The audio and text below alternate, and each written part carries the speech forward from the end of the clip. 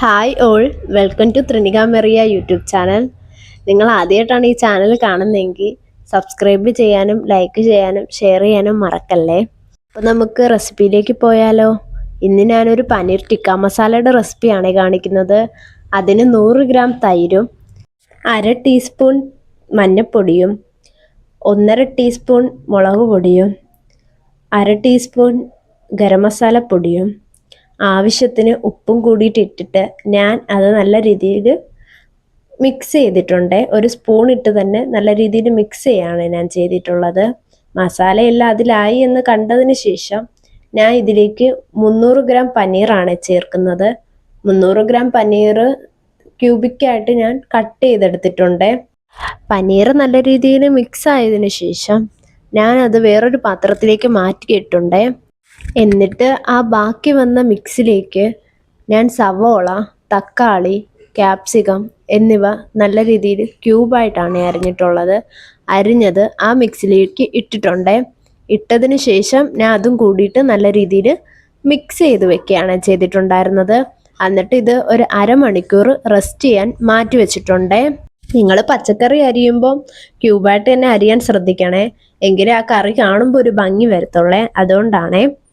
30 minute കഴിഞ്ഞിട്ട് ഞാൻ ഒരു പാൻ അടുപ്പത്ത് വെച്ചിട്ട് അതിലേക്ക് കുറച്ച് സൺഫ്ലവർ ഓയിൽ ഒഴിച്ചു കൊടുത്തിട്ടുണ്ട്. സൺഫ്ലവർ ഓയിൽ ചൂടായി വന്നപ്പോഴത്തേക്കും ഞാൻ അതിലേക്ക് കുറച്ച് ബട്ടറാണ് ഇട്ട് കൊടുത്തിട്ടുള്ളത്. ബട്ടർ ഇടണമെന്ന് നിർബന്ധമില്ല, നിങ്ങൾക്ക് വേണമെങ്കിൽ ഇട്ടാൽ മതിയേ. കുറച്ച് ബട്ടറും കൂടി ഇട്ടിട്ട് അത് മെൽറ്റ് ആവുന്നവരൊന്ന് വെയിറ്റ് ചെയ്തേ. മെൽറ്റ് ആയതിനു ശേഷം ഞാൻ അതിലേക്ക് നേരത്തെ നമ്മൾ മാഗ്നേറ്റ് ചെയ്ത് വെച്ച പനീറാണ് ഇട്ട് കൊടുത്തിട്ടുള്ളത്. പനീർ മൊത്തവും ഒരു പാനിൽ തന്നെ ഇട്ടങ്ങ് പൊരിച്ചെടുക്കുകയാണ് ഞാൻ ചെയ്തിട്ടുണ്ടായിരുന്നത്. ഒരു സൈഡ് പനീർ വെന്തതിന് ശേഷം ഞാൻ അത് മറു സൈഡിലേക്ക് തിരിച്ചും കൂടി ഇട്ട് കൊടുത്തിട്ടുണ്ട്. നല്ലപോലെ അങ്ങ് ഫ്രൈ ആവണമെന്നില്ല, ഒരു 90% ഫ്രൈ ആയി കിട്ടിയാൽ മതിയേ. പനീർ വേവുന്ന സമയം കൊണ്ടിട്ട് നമുക്കിതിൻ്റെ മിക്സ് തയ്യാറാക്കാവേ. അതിന് 100 ഗ്രാം പാലാണ് എടുത്തത്. 100 ഗ്രാം പാല് എടുത്തതിന് ശേഷം അതിലേക്ക് ഞാൻ പനീർ ടിക്ക മസാലയുടെ മിക്സാണ് ഇട്ട് കൊടുക്കുന്നത്.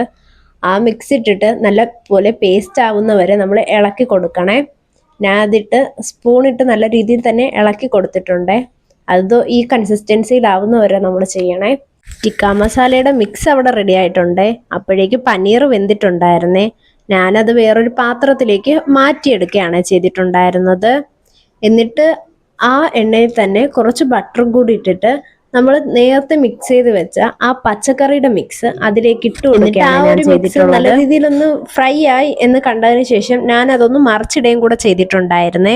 അപ്പോഴേക്കും നമ്മുടെ മിക്സിലുണ്ടായിരുന്ന ആ വെള്ളമൊക്കെ ഒന്ന് ഇറങ്ങിയിട്ടുണ്ടായിരുന്നേ. ഈ വെള്ളത്തിൽ തന്നെ നമ്മുടെ ആ പച്ചക്കറിയൊക്കെ ഒന്ന് നല്ല രീതിയിലൊന്ന് വെന്ത് കിട്ടണേ. അതുവരെ നമ്മളൊന്ന് വെയിറ്റ് ചെയ്യണേ. അടച്ചിട്ട് വേവിക്കുകയാണെങ്കിൽ അത്രയും നല്ലതാണേ. നമ്മുടെ പച്ചക്കറി എല്ലാം അത്യാവശ്യം വെന്ത് കിട്ടിയിട്ടുണ്ടായിരുന്നേ. ഞാൻ അതിലേക്ക് കുറച്ച് ടൊമാറ്റോ കെച്ചപ്പാണ് ഒഴിച്ചു കൊടുത്തിട്ടുള്ളത്. ടൊമാറ്റോ കെച്ചപ്പ് ഒഴിച്ചതിന് ശേഷം ഞാൻ അതിലേക്ക് നമ്മൾ നേരത്തെ ചെയ്തു വെച്ച പനീർ ടിക്ക മസാലയുടെ മിക്സ് ആണ് ഇട്ട് കൊടുക്കുന്നത്. അതും കൂടി ഇട്ടിട്ട് നല്ല രീതിയിൽ ഒന്ന് ഇളക്കി കൊടുത്തിട്ടുണ്ട്. നമ്മുടെ മിക്സ് ഇവിടെ റെഡി ആയിട്ടുണ്ട്. ഇതാ തിളച്ച് വരുന്നുണ്ട്. ഇതിലേക്ക് ഞാൻ നേരത്തെ പനീർ ടിക്ക മസാലയുടെ മിക്സ് വെച്ചിരുന്ന അതിലേക്ക് കുറച്ച് പാലും കൂടെ ഒഴിച്ചിട്ട് അത് മിക്സ് ചെയ്തതാണ് ഒഴിച്ചു കൊടുത്തിട്ടുള്ളത്. ഗ്രേവി വേണമെന്നാണെങ്കിൽ കുറച്ച് പാല് ചേർക്കണേ. ഞാൻ ഗ്രേവി വേണോ എന്നുള്ളത് കൊണ്ടാണ് പാല് ചേർത്തിട്ടുള്ളത്. അതും കൂടി ഇട്ടിട്ട് നല്ല രീതിയിലൊന്ന് മിക്സ് ചെയ്തെടുക്കുകയാണ് ചെയ്തിട്ടുണ്ടായിരുന്നത്. എന്നിട്ട് ഞാൻ അതിലേക്ക് നമ്മൾ നേരത്തെ ഫ്രൈ ചെയ്ത് വെച്ച പനീറാണ് ഇട്ട് കൊടുത്തിട്ടുള്ളത്.